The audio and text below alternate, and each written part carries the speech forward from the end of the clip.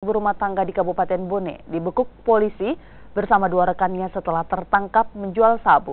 Dari tangan mereka 9 paket sabu serta 3 unit handphone disita polisi sebagai barang bukti.